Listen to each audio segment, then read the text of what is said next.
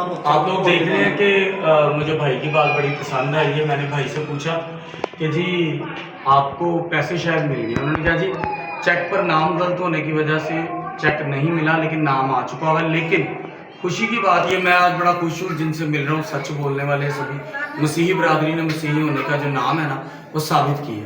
उनसे मैंने पूछा, उन्होंने कहा जी ये जो आप लोग काम देख रहे हैं, ये हमारी अभी इतनी पसली नहीं थी कि करवा पाते। ये हमारी मसीही कम्युनिटी ने जो थोड़ी थोड़ी हमारी मदद की, मुख्तलिफ चर्चेज़ ने, मुख्तलिफ मिनिस्ट्रीज़ ने, उसकी वजह से ये हम इसको तामीर कर पा रहे हैं। और खुदावंद का बड़ा शुक्र है जी, हम बड़े शुक्रगुजार हैं खुदावंद के कि उन्होंने आपकी आसमानी बाप ने आपकी ज़िंदगी बख्शी है। सो आपके लिए एक छोटी सी,